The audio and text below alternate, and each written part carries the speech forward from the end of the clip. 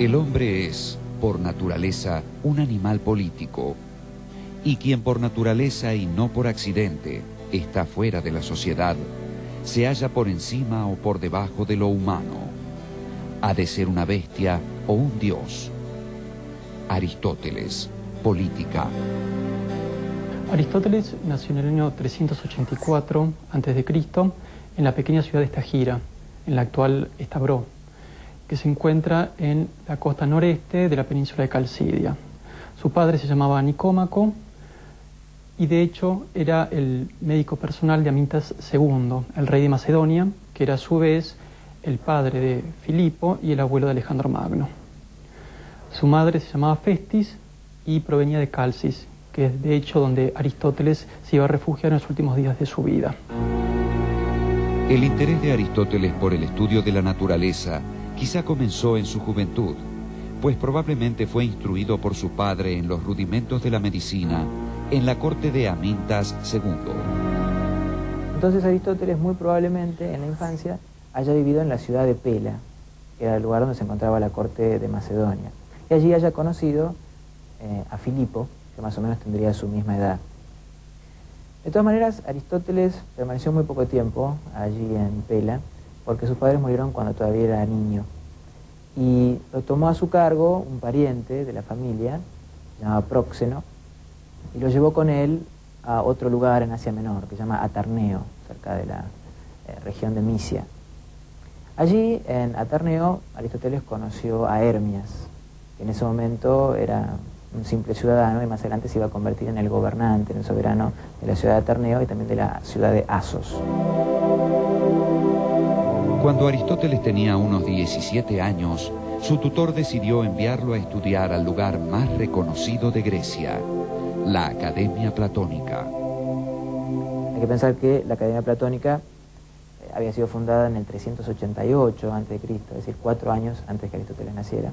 Y ya hacía tiempo que la fama de Platón y de la escuela filosófica que él había fundado se había extendido por toda Grecia. Rápidamente, Aristóteles se convirtió en el alumno más brillante de la academia. Platón comenzó a llamarlo el lector, por su afición a leer todo escrito que llegara a sus manos, y la mente, por su deslumbrante intelecto. En la academia, Aristóteles encontró, además, una muy importante cuestión filosófica que subyacía a la polémica entre Platón y los sofistas: la relación del lenguaje con la verdad.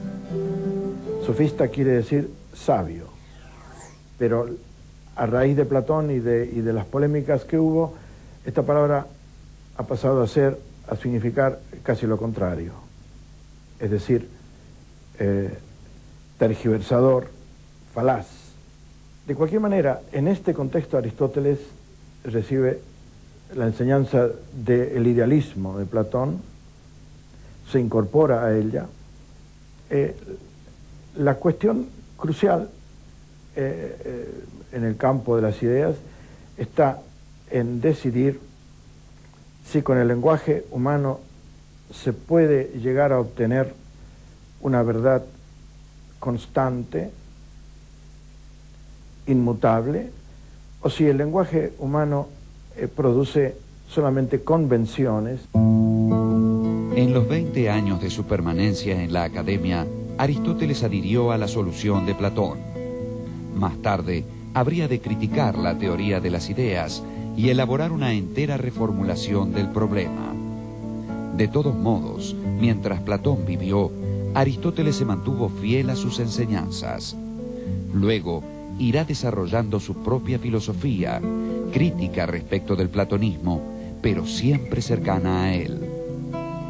Otra crítica importante que le hace Aristóteles a Platón, aparte de la innecesaria duplicación de la realidad, es el tema de la participación.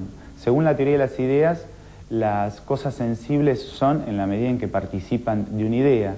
Pero Aristóteles dice en la metafísica que la noción de participación es una metáfora vacía, que no explica nada.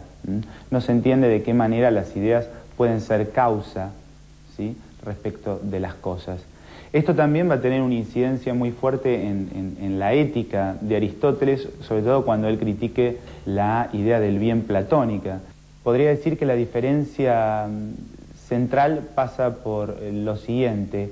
Tanto Platón como Aristóteles creen que hay algo que es la forma, la esencia de las cosas, los dos apuntan a eso y creen que la filosofía tiene que apuntar a eso, pero la diferencia es que Platón pone esa esencia en un ámbito trascendente y Aristóteles la ubica en un plano inmanente. La diferencia entre la filosofía de Aristóteles y la de su maestro no se definiría hasta después de la muerte de Platón. Cuando Platón muere, Aristóteles decide retirarse de Atenas, probablemente por dos motivos. Por un lado, por cuestiones políticas. Ya en esta época había conflictos entre Atenas y Macedonia. Y por otro lado, por cuestiones filosóficas. Cuando Platón muere, o antes de morir, decide dejarle la conducción de la academia a su sobrino Espeusipo, que justamente representaba una de las tendencias de la filosofía platónica que a Aristóteles menos le agradaban. Entonces, por eso Aristóteles decide retirarse. Aristóteles viajó a Aterneo, donde se encontró con su amigo Hermías, soberano de la ciudad. Junto con dos platónicos, Erasto y Corisco, fundó una escuela filosófica en la ciudad de Asos. Filipo decide llamar a Aristóteles para que sea el preceptor de Alejandro Magno, que en ese momento ya tenía 13 años. Entonces Aristóteles decidió viajar y aceptar la invitación de Filipo, y poco tiempo después de que se fue, Hermias cayó en poder de los persas y lo torturaron para que él revelara secretos que sabía de la invasión que estaba preparando Filipo de Persia. Aristóteles se conmovió mucho por esa muerte heroica, porque en ningún momento reveló los secretos de Filipo, y le dedicó un poema que más adelante le iba a traer problemas, porque los atenienses lo iban a acusar de irreligiosidad y de impiedad por haber compuesto un poema a una persona que más parecía ser digno de un dios que de un ser humano.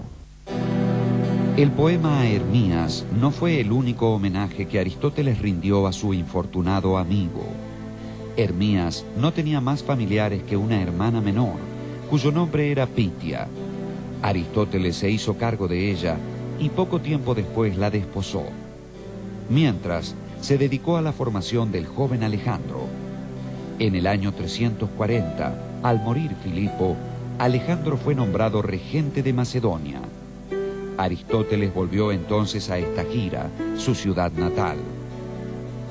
Luego de pasados 5 años allí en Estagira, en el 335, Aristóteles vuelve a Atenas. Era un hombre que tenía 50 años, era sin duda el pensador más famoso, el más reconocido de toda Grecia. Y en ese momento la sucesión de la academia había pasado a manos de Genócrates, de quien Aristóteles en un primer momento había sido amigo y había compartido doctrinas filosóficas, pero ahora se había distanciado mucho de él. Entonces decidió fundar una escuela por su cuenta, ahora sí distinta de la academia, incluso opuesta a la dirección y al pensamiento de la academia. Aristóteles alquiló unas casas que estaban junto al santuario dedicado a Apolo Liceo. De ahí tomó su nombre la escuela aristotélica, el Liceo. En el terreno arrendado había además un jardín que tenía senderos. A Aristóteles le gustaba pasear por este lugar mientras daba sus clases de la mañana, dedicadas a los discípulos más avanzados. Como en griego, paseo o lugar de paseo se dice perípatos, los asistentes a esas clases fueron llamados peripatéticos. Los apuntes correspondientes a las clases que impartía Aristóteles por la mañana son lo que se ha llamado escritos esotéricos y son los que conservamos. De los otros, llamados exotéricos, solo nos han llegado algunos pocos fragmentos. Respecto a las obras de Aristóteles, hay que distinguir entre obras exotéricas y obras esotéricas, con X, exotéricas, y esotéricas con S. Las obras exotéricas son, al parecer, las obras que Aristóteles había destinado a la publicación. Eran, según testimonios, diálogos a imitación de los de Platón, o parecidos a los de Platón. Pero el problema es que las obras que supuestamente Aristóteles destinó a la publicación no se conservaron, o mejor dicho, se conservan solo fragmentos. Lo que sí constituye el corpus aristotélico son las llamadas obras esotéricas, las obras destinadas las obras destinadas a un auditorio de alumnos. Básicamente lo que se conservan de Aristóteles son notas y apuntes de clase. De allí el tono bastante árido y elíptico que tienen las obras de Aristóteles. Según Cicerón, los diálogos hoy perdidos de Aristóteles eran un río de oro por su elocuencia y su lenguaje elegante y preciso. Además de las obras esotéricas y exotéricas, también integran el corpus una serie de recopilaciones sobre temas muy diversos y una cierta cantidad de obras cuya atribución a Aristóteles resulta dudosa. La obra aristotélica en su conjunto, o al menos lo que conocemos de ella, demuestra la amplitud de sus intereses intelectuales. Lógica, física, biología, ética, metafísica y política, entre otros. Bajo la dirección de Aristóteles, el Liceo se constituyó en un foco de cultura y no dudó en fundar la primera gran biblioteca de la antigüedad, como también un gran museo y un zoológico. Por lo que sabemos, Alejandro subsidiaba al Liceo y eso fue lo que le permitió a Aristóteles conseguir un gran número de volúmenes, por la cual hizo una gran biblioteca, que de hecho iba a ser un anticipo de la Escuela de Alejandría, de la Biblioteca de Alejandría, y por otra parte logró conseguir gran cantidad de mapas y gran cantidad de animales para hacer un zoológico. Los años en que dirigió el Liceo fueron los más productivos en la vida de Aristóteles. De esta época data la mayor parte de su obra, y aunque solo una parte de ella haya llegado hasta nosotros, sabemos que era vastísima. Los escritos conservados llenaron 106 rollos de papiro de los 550 que, según el catálogo alejandrino, ocupaba antiguamente su producción escrita total. Los escritos conservados alcanzaron para fundar el pensamiento científico del helenismo y a través suyo de los futuros mundos árabe y europeo. Una paradoja en Aristóteles. Es un científico que comete grandes errores. Se podrían mencionar muchos. En medicina, por ejemplo, obstinadamente sostiene que el centro de la organización fisiológica es el corazón y no el cerebro. Y así podríamos agregar muchísimos otros errores. Sin embargo, Aristóteles sobrevive y pervive todavía porque tiene un método y una forma de ver las cosas con una impresionante capacidad de reelaboración. Aristóteles acomete de alguna manera la primera sistematización o clasificación de las ciencias en la metafísica. Allí divide a la ciencia o el pensar discursivo en tres clases. Estarían las ciencias productivas, las ciencias prácticas y las ciencias teóricas. Las ciencias productivas apuntan a la producción de objetos bellos y útiles. Las ciencias prácticas se ocupan de la acción y ahí encontraríamos a la ética y a la política. Y las ciencias teóricas, que se ocupan del conocimiento por el conocimiento mismo, en esas ciencias teóricas Aristóteles ubica a la física, ubica a la matemática y ubica a la teología o filosofía primera o lo que se debe llamar metafísica como ciencia suprema, ¿sí? En la medida en que tiene como objeto esas realidades inmateriales e inmóviles que son lo divino, ¿no? O que implican lo divino. El ser humano, Aristóteles lo definía así, es un animal racional. Entonces, nuestro conocimiento primero parte de los sentidos, de la experiencia. Y una vez que hemos captado nuestro conocimiento sensible, nuestra inteligencia puede realizar una labor de abstracción desde esos datos sensibles. Entonces, la mejor manera de comprender el pensamiento de Aristóteles es partir justamente de la concepción que él tenía acerca de lo natural, acerca de lo físico. Y desde allí uno se puede elevar a la consideración sobre las otras disciplinas, la filosofía primera, la psicología, etc.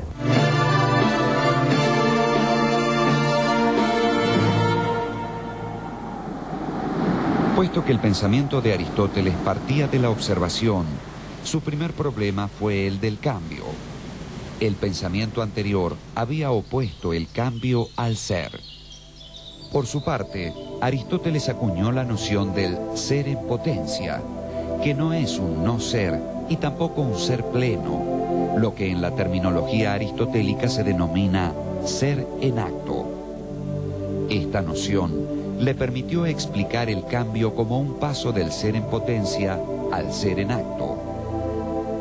Así, por ejemplo, la madera es una mesa en potencia y la mesa, por otra parte, es una madera en acto.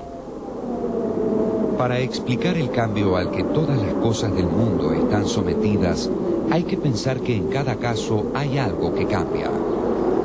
Aristóteles llamó ousia a ese algo. La palabra griega ousia designaba el verdadero valor de una propiedad puesta como garantía en una transacción comercial. La ousia de un terreno era lo que ese terreno auténticamente valía, lo que objetivamente representaba, su realidad. La palabra fue traducida luego por los romanos como sustancia, es decir, lo que está por debajo, lo que sostiene. Lo sostenido por la sustancia son los accidentes.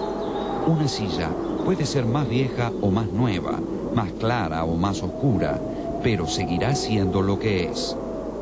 Podemos hablar de la realidad o del ser en sentido categorial, y ahí aparecen las 10 famosas categorías de Aristóteles, que son los predicados más generales para hablar acerca de la realidad, ¿sí? Son de alguna manera la constante, ¿sí? O las constantes a partir de las cuales se llenan los distintos accidentes. En cuanto al cambio, Aristóteles propuso 2 causas intrínsecas y 2 extrínsecas. Esas 4 causas serían las necesarias para explicar todo cambio. Aristóteles considera que solo los compuestos de materia y forma pueden cambiar, porque para Aristóteles es la materia lo que implica la potencialidad. A su vez, Aristóteles reconoce 4 tipos de cambio. Los cambios se refieren a las distintas categorías. En primer lugar, tenemos el cambio de la sustancia. A este cambio Aristóteles lo llama respectivamente generación y corrupción. El cambio aplicado a la categoría de cualidad se llama alteración. El cambio aplicado a la categoría de cantidad se llama aumento y disminución. Y el cambio aplicado a la categoría de lugar es la traslación o el movimiento propiamente dicho. Aristóteles considera que la materia y la forma son las causas intrínsecas del cambio. Pero aparte de las causas intrínsecas del cambio, se encuentran las causas extrínsecas, que son la causa eficiente o agente y la causa final. Volviendo al ejemplo de la madera y la mesa, para Aristóteles el carpintero es la causa eficiente, es el que hace que esa madera se transforme en la mesa. Y la causa final es aquello para lo cual es hecho el objeto. En el caso de la mesa, apoyar un libro sobre ella, por ejemplo. Aristóteles llega a mostrar así que el movimiento no es algo que excluya al ser, sino que por el contrario lo supone. Esa doctrina de Aristóteles, expresada así en términos de acto y potencia, es muy importante porque él de ella va a sacar conclusiones muy elevadas. Por ejemplo, a partir de esa doctrina sobre el acto y la potencia y el movimiento, va a explicar la existencia de Dios, que Aristóteles llamaba el primer motor inmóvil. Dios como acto puro, primer motor que mueve sin distancia a todo lo demás, plenitud sin carencia alguna. Aristóteles lo definía como vida feliz y perfecta, goce infinito, pensar que se piensa a sí mismo. El hombre puede tener solo un atisbo de esa plenitud gozosa en la medida en que participa de la inteligencia contemplativa. Aristóteles señala al principio de la metafísica que la sabiduría tiene que apuntar a lo más universal y al conocimiento de la divinidad. Además de su despliegue en la física, la lógica, la biología y la metafísica, el pensamiento de Aristóteles abordó los problemas éticos y políticos. En el campo de la ética, al considerar que se trataba de una ciencia práctica, se alejó radicalmente de la posición platónica.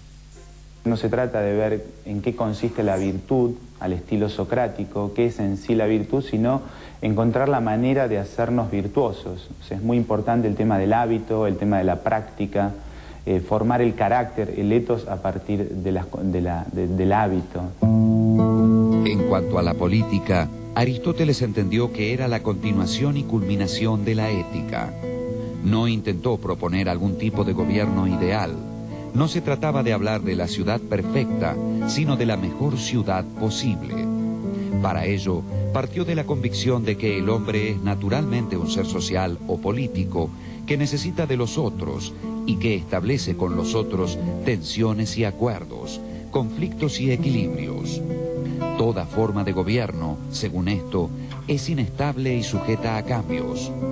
Para Aristóteles, la política es el prototipo de toda capacidad humana y su objetivo es la vida feliz y digna de los ciudadanos. Los sofistas predicaban que los principios de la vida social son meramente convencionales y contrarios a la naturaleza. Aristóteles sostuvo, en cambio, que el hombre está, por su propia naturaleza, destinado a vivir con otros hombres en el ámbito de la polis. Los sofistas afirmaban también que el Estado surge artificialmente de un contrato que restringe la libertad de cada uno en defensa de sus intereses mutuos. Pero Aristóteles mostró que nadie es libre ni plenamente humano fuera de la comunidad política y que ella no se organiza solo en torno de necesidades comunes, sino también por objetivos compartidos entre sus integrantes. Entonces Aristóteles, en vez de crear nuevas ciudades ideales, se pone a estudiar las ciudades reales y escribe un libro que está publicado, está traducido al castellano también, que se llama La Constitución de Atenas, que era una especie de archivo de qué había ocurrido en la Atenas del siglo V y parte del IV. Y analiza la enorme documentación que va archivando, y en ese análisis está su teoría política. La teoría del equilibrio entre las fuerzas, la teoría del equilibrio entre la posesión económica de los ciudadanos, la teoría de la relación entre monarquía, aristocracia y democracia, donde no aparece un programa absoluto, es decir, ideal. Si nos preguntamos cuál es la importancia de Aristóteles en la historia de la filosofía, podemos ver que si bien tomada en conjunto, la historia de la filosofía nos muestra muchas tendencias filosóficas o autores que se alejan del aristotelismo, al mismo tiempo, o en última instancia, observamos que siempre hay un retorno a la filosofía aristotélica. Es decir, que la filosofía de Aristóteles es una continua fuente de inspiración para los filósofos. Y por eso mismo se puede decir que la filosofía de Aristóteles es una auténtica filosofía perenne. En junio del 323 murió su protector, Alejandro de Macedonia, y Aristóteles sintió su vida en peligro.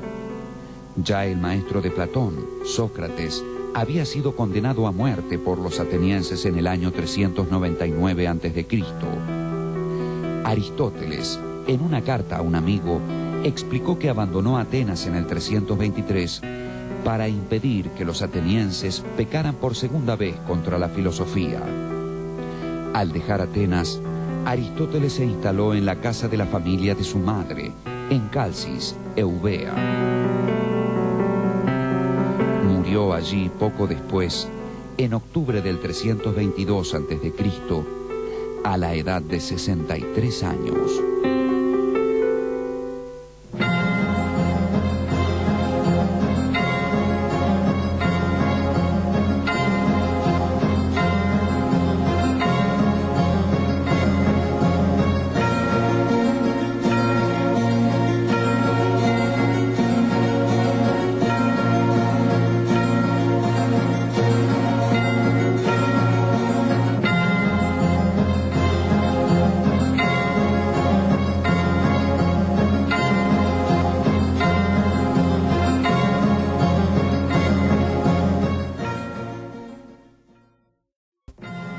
Cada cosa se esfuerza, en cuanto está en ella, por perseverar en su ser. Baruch Spinoza, Ética demostrada según el orden geométrico. Parte tercera, proposición 6.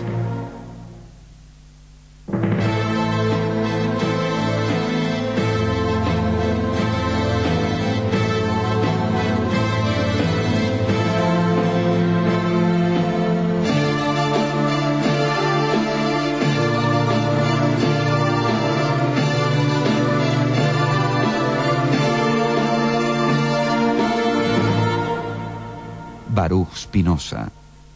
Spinoza, bueno, nace en el año 1632 en la ciudad de Ámsterdam, y bueno, nace en el seno de una familia judía, permanece en Portugal hasta fines del siglo XVI, donde nuevamente la corona toma una política muy, digamos, sangrienta con el pueblo judío, bueno, implementando la muerte y la cárcel de los judíos para confiscar sus bienes y acrecentar los recursos de la corona, que se encontraba en una fase colonialista. Bueno, en esta circunstancia, el padre de Spinoza, Miguel Spinoza, decide emigrar y bueno, pasa primero por Nantes, bueno, una ciudad francesa, y luego se radica en Ámsterdam. La familia de él, podríamos decir que mantuvieron la tradición judía, la práctica religiosa, sus costumbres, pero debieron salir perseguidos o exiliados como tantos otros. Y su familia vive en Ámsterdam, la capital de Holanda, en tiempos de muchas disputas entre los monárquicos y los republicanos, cosa que ya también había o estaba ocurriendo en Inglaterra y estaba por ocurrir, aconteciendo también en Francia.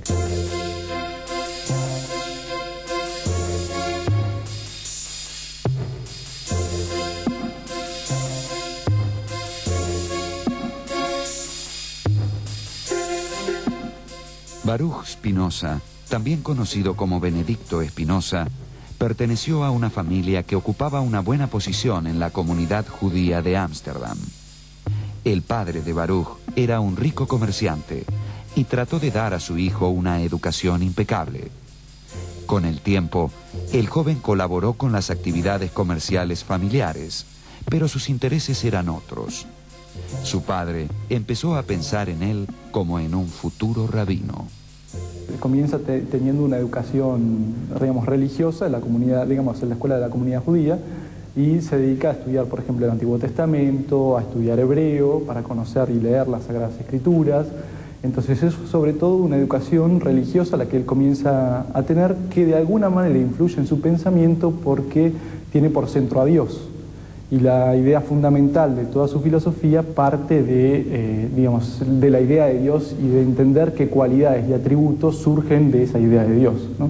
Así que ya desde el principio, de sus primeros tiempos, la educación que recibe Spinoza es una educación religiosa, que de alguna manera le enseña o lo lleva a poner a Dios como centro de todos sus pensamientos, ¿no? Lo que va advirtiendo Spinoza es que la práctica religiosa, las formas institucionales de la religión judía y otras también, le parecían como reñidas con el espíritu mismo de la religión y básicamente el pensamiento judío.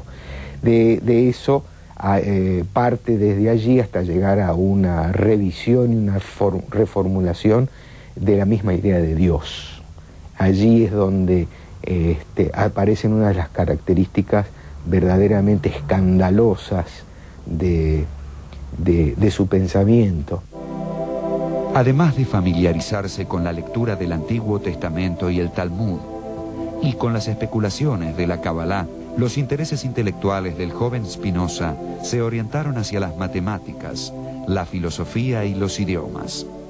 Su abierta inteligencia lo llevó a cuestionar los puntos de vista ortodoxos para la interpretación de la Escritura, y en 1656, cuando solamente tenía 24 años, fue solemnemente excomulgado.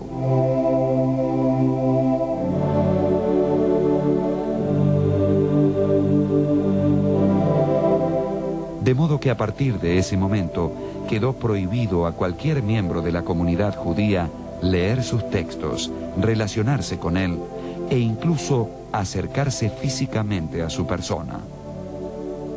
La excomunión en la iglesia judía, en la sinagoga, es o puede ser o más leve o más dura que lo que conocemos habitualmente por excomunión en el mundo católico cristiano, porque tiene 3 planos, uno podríamos decir leve, uno mediano y otro muy duro. La que recibió, la que le infligieron a Spinoza es la muy dura, que se llama el jerem.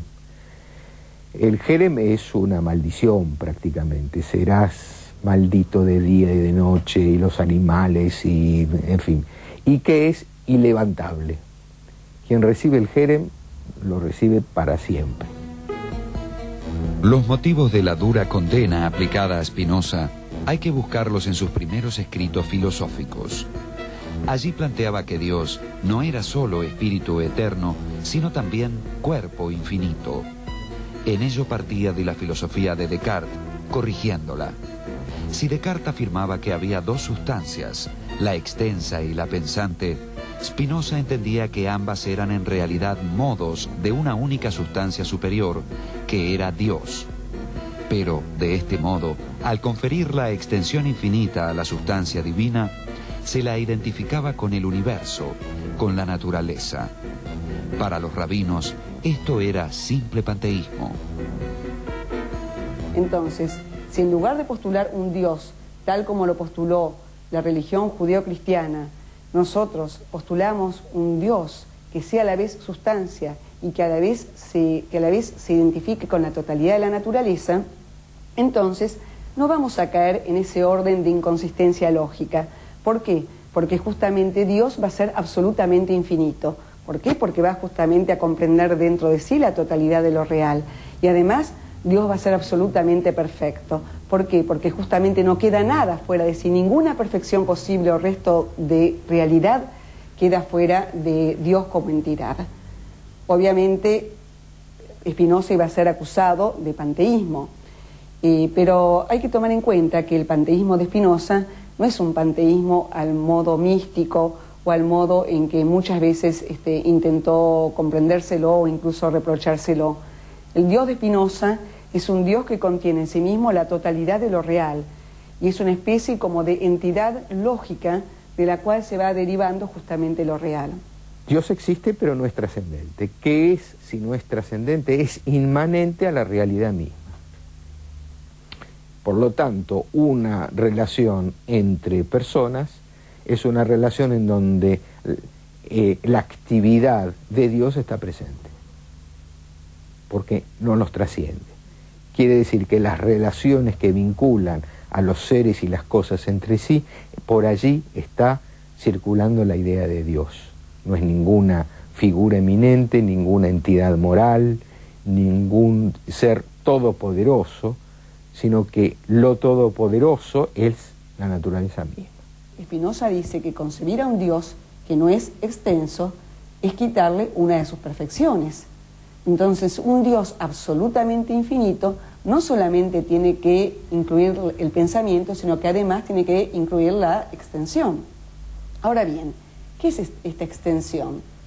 Este atributo, que es la extensión, en realidad está conformado por la totalidad infinita de los cuerpos. Esto es, por el aspecto que presenta la totalidad de los cuerpos, constituyendo al universo. Ahora, ¿qué pasa? Esta totalidad de los cuerpos, en realidad, es una especie de sistema cerrado. Hoy en día podríamos decir, y este es un anticipo realmente revelador de Spinoza, que el sistema de la extensión es un sistema de energía. ¿Por qué? Porque en realidad los cuerpos están constituidos por corpúsculos que van cambiando de forma y van adquiriendo nuevas configuraciones de forma permanente. Spinoza afirmó también que era imposible demostrar la inmortalidad del alma y que la Biblia debía ser libremente interpretada, sin prestar atención a la exégesis oficial. La hostilidad hacia Spinoza no cesó con la excomunión y hasta se llegó a atentar contra su vida. Como consecuencia de ese intento de asesinato, fue a residir a un pueblito cerca de Leiden y 3 años más tarde a los alrededores de La Haya. trató de llevar una vida discreta, reservada y dedicada al estudio y la escritura. Se le conoce un único intento de formar una familia que no prosperó porque el padre de la novia impuso la condición de que Spinoza abrazara el cristianismo. Toda su obra filosófica y todo el desarrollo de su profesión y de su pensamiento lo hace apartado y de alguna manera rechazado por el mundo, religioso y el mundo incluso filosófico. Es muy interesante ver cómo las reacciones que suscita Spinoza, reacciones muy fuertes, de rechazo y de aceptación. O sea, por ejemplo, algunos han llegado a decir que de todos los hombres que el diablo había utilizado para destruir la obra de Dios, Spinoza era el peor de todos. Incluso algunos lo acusaban que como en realidad se dedicaba a escribir y a trabajar de noche, lo hacía porque se ocupaba de obras de las tinieblas.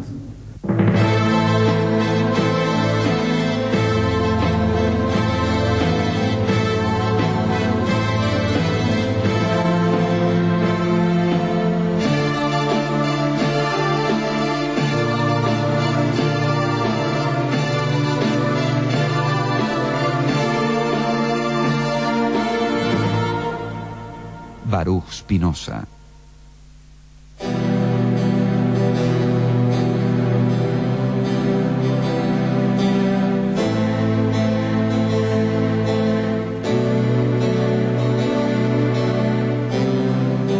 En 1673 se le ofreció una cátedra de filosofía en la Universidad de Heidelberg, pero la rehusó para mantener su independencia y aislamiento. Solo 2 obras fueron publicadas por Spinoza durante su vida: Los principios de la filosofía de Descartes y el Tratado teológico político, aparecido anónimamente en 1670. Poco después de su muerte, irían apareciendo sus otros escritos y su obra más importante, La ética demostrada según el orden geométrico. Porque en realidad Spinoza escribió su obra principal siguiendo el método de Euclides. El método de Euclides parte de ciertos axiomas y de ciertas definiciones, y a partir de esas definiciones y de esos axiomas se van derivando, lógicamente, una serie de proposiciones a lo largo de las cuales se demuestran justamente esas definiciones y esos axiomas de los cuales se partió. Él dice que va a tratar de las pasiones y de los sentimientos humanos como si se tratara de líneas y de puntos. Entonces, la ética que funda Spinoza es una ética objetiva, es una ética que es deducida justamente como se deducen las propiedades de un triángulo. Entonces, el amor intelectual, que es la figura, de Spinoza, o el elemento, donde culmina toda la ética de Spinoza, el planteo ético de Spinoza, es alcanzar la forma de conocimiento más perfecta por la cual yo veo toda la realidad surgiendo, cada cosa singular surgiendo, o como un modo, finito, y todas las cosas relacionadas entre sí, que en el fondo están surgiendo de ese ser divino que es Dios. Surgiendo obviamente necesariamente, constantemente en todo momento. E incluso me comprendo a mí mismo como una manifestación de Dios, y ese amor que yo tengo a esa fuente de la cual surjo, o a esa causa inmanente que es Dios, me doy cuenta que es Dios amándose a sí mismo. El problema no es Dios, sino el uso político-moral que se hace de Dios. Este es un tema tal vez el más escandaloso, en donde a partir de ello él dice toda moral que construye qué es el bien y qué es el mal es un aparato de sometimiento y obediencia.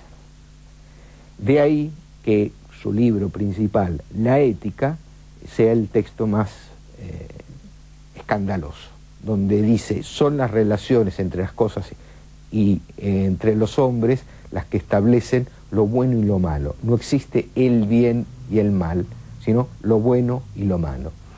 ¿Qué es lo bueno? Aquello que,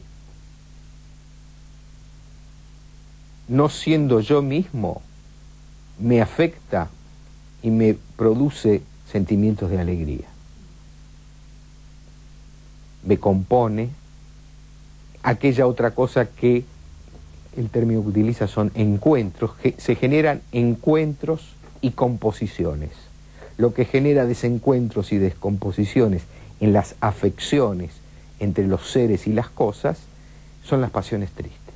Spinoza, tanto en la ética como en su tratado político,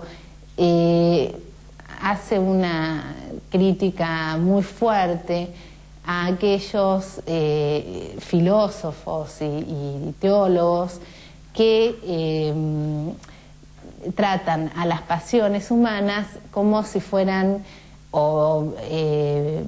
pecados o vicios de una recta razón, y lo que va a marcar Spinoza es que las pasiones son constitutivas de la naturaleza humana, que son tan naturales como las acciones, y bueno, que solo sobre el reconocimiento de este carácter pasional ineludible en todo hombre es que efectivamente se va a poder acceder al conocimiento.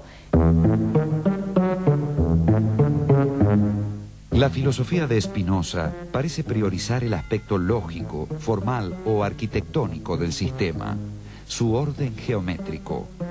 Sin embargo, le da gran importancia a aspectos tan poco formales como el cuerpo, las pasiones, los afectos y ese deseo o impulso que recibe el nombre de conato.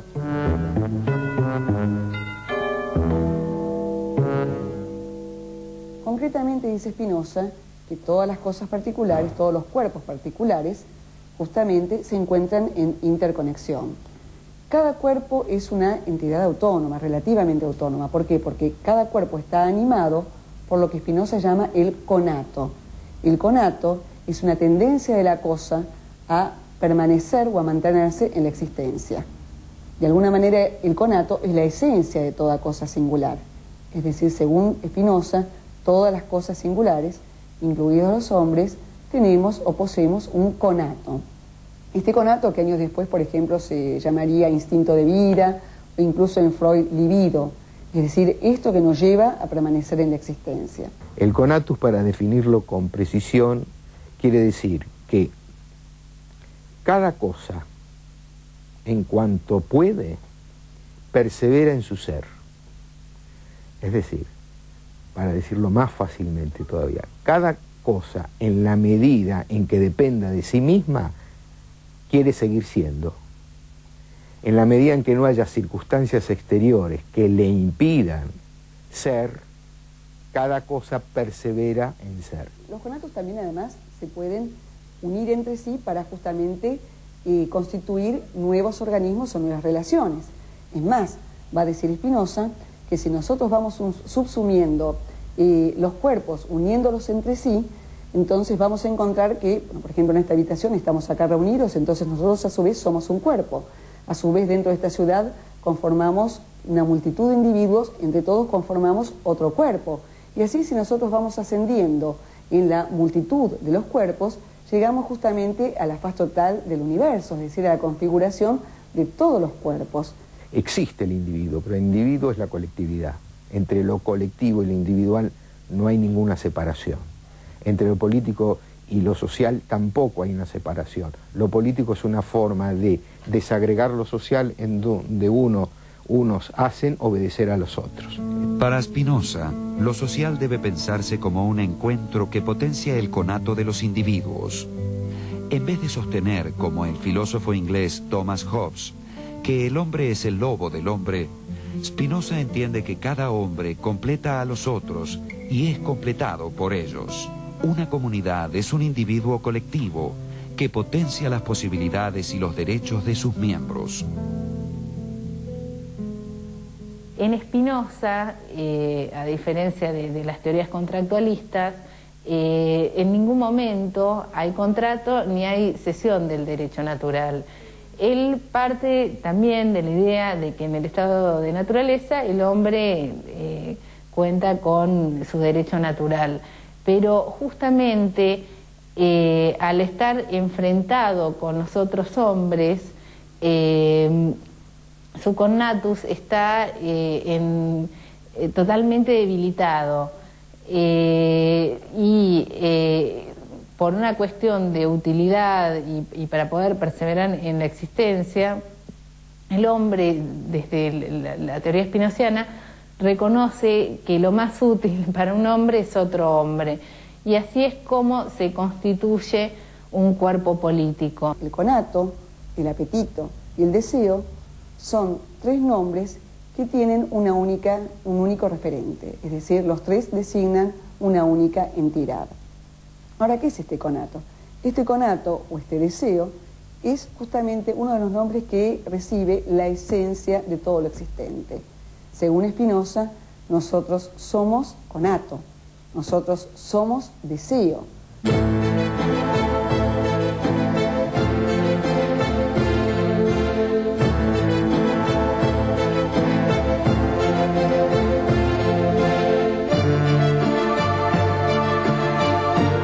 Baruch Spinoza falleció de tuberculosis en 1677. Solo tenía 44 años de edad. Su filosofía fue a la vez mística y racionalista, iluminista y religiosa. Ha influido a Georg Wilhelm Friedrich Hegel, a Sigmund Freud, a Gilles Deleuze y a muchos otros pensadores.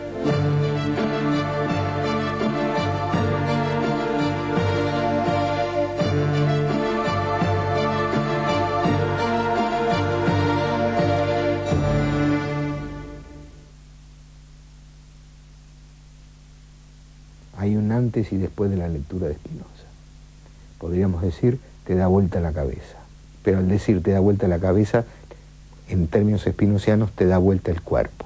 Nadie sabe lo que puede un cuerpo. La idea de pecado, la idea de culpa, la idea de mal, la idea de envidia, la idea de rencor, la idea de odio, es completamente expulsada de la concepción spinoziana. Lo que hay es positividad, encuentros, composiciones, relaciones, vinculaciones limitadas, precarias, porque somos modos precarios de una totalidad.